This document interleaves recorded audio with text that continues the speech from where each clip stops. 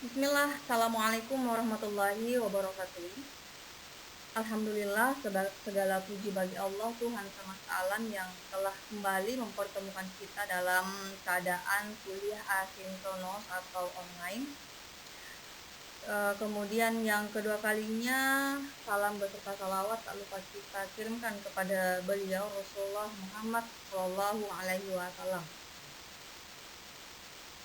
Baiklah teman-teman sekalian, kita sudah tiba pada pertemuan ke-11 dengan tema materi dan media dakwah. Nah, pertemuan kali ini kita akan membahas berbagai media yang bisa kita gunakan untuk menyampaikan kebaikan meskipun itu sedikit. Nah, mari kita melangkah ke slide selanjutnya. Kemudian ini ada indikator pembahasan. Yang pertama ada pengertian, kemudian media-media dakwah, dan dakwah di media sosial. Poin yang pertama adalah pengertian media dakwah. Secara umum, media dakwah merupakan atau dapat diartikan sebagai segala sesuatu yang dapat digunakan untuk menyampaikan pesan dakwah. Kemudian media dakwah adalah alat atau sarana yang digunakan untuk menyampaikan materi dakwah kepada mad'u. Nah, mad'u itu adalah orang yang menjadi objek atau sasaran dakwah kita. Nah, media dakwah dapat berupa media massa, media elektronik, media sosial, ataupun media lainnya.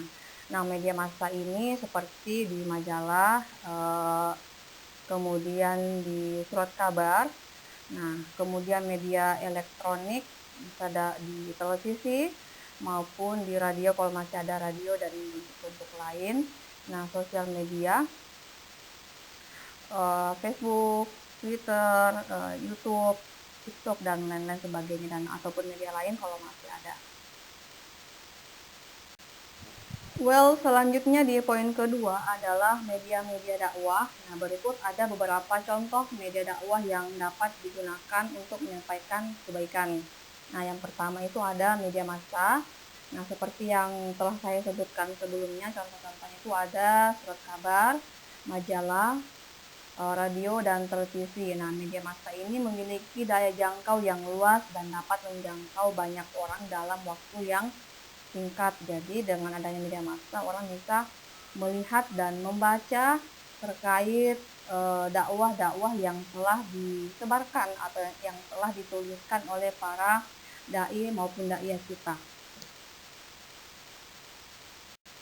Nah, kemudian media yang selanjutnya, tadi ada media massa di poin 1, kemudian di poin kedua ada media elektronik. Nah, media elektronik ini seperti contohnya ada internet, email, dan aplikasi perpesanan. Nah, media elektronik ini memiliki keunggulan dalam hal interaktivitas dan multimedia.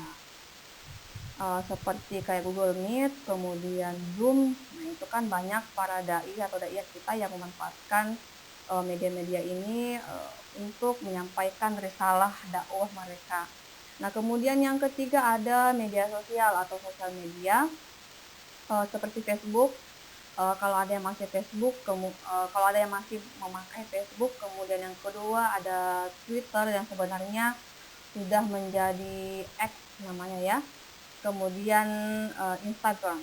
Nah, media sosial ini memiliki daya jangkau yang luas dan dapat menjangkau berbagai kalangan. Nanti kita bisa paham ya.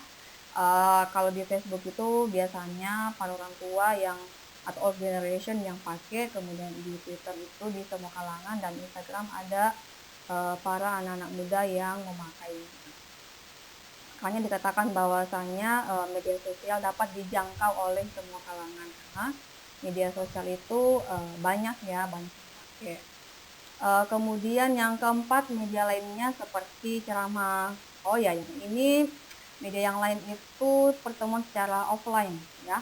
Nah, contohnya ada ceramah, pengajian, dan kegiatan sosial. Kemudian media ini memiliki keunggulan dalam hal ketertarikan emosional dan personal. Ini keunggulan yang dimiliki ketika seseorang menyampaikan kebaikan dalam kondisi offline atau dalam kondisi menghadirkan jiwa raga di dalam suatu tempat. Karena selain mendengarkan nasihat yang ada pun jamaah atau para mad'u bisa melakukan interaksi secara aktif dan masif terhadap ustadz atau ustazah yang menyampaikan nasihat itu. Jadi semua media, baik media cetak, elektronik, media sosial maupun media lainnya dalam hal ini offline, semuanya memiliki keunggulan dan kekurangannya masing-masing. Intinya ketika dalam menyampaikan sebuah kebaikan itu tidak akan dibatasi oleh ruang dan waktu, semua bisa dilakukan dan kapan saja bisa diakses. Oke, kita ke indikator yang ketiga adalah dakwah di media sosial. Nah, sebagaimana yang saya sampaikan di pekan lalu bahwasanya tantangan para dai dan daiyah kita saat ini di era 4.0 adalah menyampaikan dakwah tidak hanya secara offline, tetapi harus juga secara online dan harus aktif di berbagai media sosial. Nah, kita lihat penjelasannya. Nah, dakwah di media sosial adalah kegiatan menyampaikan materi dakwah melalui media sosial. Nah, media sosial adalah media yang memanfaatkan teknologi internet untuk menghubungkan dan berinteraksi dengan orang lain. Nah, media sosial yang sering digunakan untuk dakwah, lagi-lagi media yang dipakai adalah Facebook, Twitter, dan Instagram. Oh ya, di sini saya lupa menambahkan ada TikTok, apalagi ya, YouTube, Snack Video, dan lain-lain. Yang mungkin ada yang masih mau menambahkan, silakan.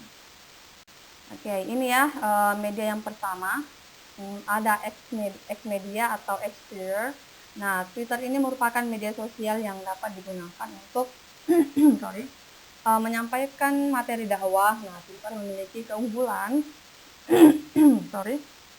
dalam hal daya jangkau yang luas dan dapat menjangkau berbagai kalangan. Nah, Twitter juga memiliki keunggulan dalam hal interaktivitas karena dapat menerima umpan balik dari pengguna. Nah, ini pokoknya di setiap sosial media itu pasti ada kolom komentarnya. Nah, disitulah dapat terjadi interaksi antara yang memposting dan yang melihat postingan. Kemudian contoh media selanjutnya itu ada di Instagram. Nah, kurang lebih hampir mirip ya dengan media yang sebelumnya. Nah, Instagram ini merupakan media sosial yang dapat digunakan untuk menyampaikan materi dakwah. Instagram atau biasa disingkat dengan IG memiliki keunggulan dalam hal daya jangkau yang luas dan dapat menjangkau berbagai kalangan. Nah, IG juga memiliki keunggulan dalam hal multimedia karena dapat menampilkan gambar dan video.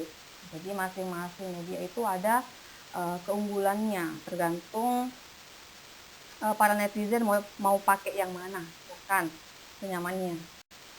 Kemudian yang terakhir ini ada media lainnya. Media lainnya ini yang saya jelaskan sebelumnya. Media lainnya itu kayak penyampaian ceramah atau nasihat dalam bentuk offline. Nah, media ini tidak termasuk dalam kategori media massa ya, media massa, media elektronik ataupun media sosial. Nah, media lainnya ini berupa ceramah, pengajian, dan kegiatan sosial. Well, ini adalah quote yang terakhir dari saya. Nah, berdakwah itu tidak perlu menunggu untuk menjadi seorang yang alim, karena menyampaikan kebaikan adalah tugas setiap individu. Nah, ini beberapa contoh yang bisa kalian lihat untuk menyampaikan dakwah atau nasihat di sosial media masing-masing ketika membuat atau mendesain sebuah nasihat kemudian diposting di sosmednya. Ini contoh-contohnya ada sabar, kemudian syukur, lalu ikhlas, kemudian ada kutipan semangat, bersabarlah, kemudian ada nasihat tentang sholat Jumat, jangan sampai terlewat. Kan banyak ya, banyak sekali nasihat yang bisa kita lakukan, tinggal ditulis, kemudian didesain, dan kemudian diposting. Selagi masih mau. And the last, ini adalah tugas tugas yang akan kalian lakukan di pertemuan kali ini, yang pertama adalah menulis nasihat atau quote agama di IG-nya masing-masing. Saya yakin semua orang sudah punya. Kemudian yang kedua, nasihat yang telah ditulis di itu silakan di-post ya, di-post, bukan dijadikan story maupun reel. Nah, kenapa dijadikan di-postkan? Supaya sewaktu-waktu bisa dilihat. Nah, kemudian kalau story kan hanya 24 jam. Kemudian reel tidak semua orang mau membuat reel. Kalau post insya Allah mau. Nah, kemudian yang ketiga, jangan lupa men-tag akun saya UHJ_Uswatun Hasanah Junaid. Kemudian yang selanjutnya poinnya adalah silahkan dikreasikan semenarik mungkin dan seindah dan sebaik mungkin. Tuh. Jadi jangan polos-polos saja, boleh didesain sebaik mungkin. Kalau bagus nanti saya repost.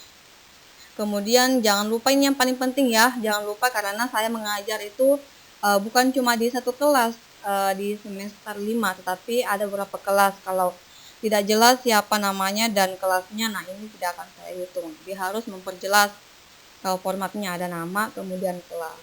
Ini yang paling penting. Kemudian yang keenam ini juga postingan tersebut akan saya nilai sebagai kehadiran pada pertemuan ke-11. Tidak ada postingan artinya tidak hadir pada pertemuan ke-11. Oke, itu cukup dari saya. Silahkan kalau ada yang masih kurang jelas silahkan ditanyakan kembali. Kemudian jangan lupa tugasnya dan sampai ketemu di pertemuan selanjutnya. See you. Dan ucapan alhamdulillahirabbil alamin. Saya tutup pertemuan kita pada kali ini dengan ucapan jaga iman, jaga imun, dan jaga kelembaban kulit. Billahi fi sabilil haq fastabiqul khairat. Wassalamualaikum warahmatullahi wabarakatuh.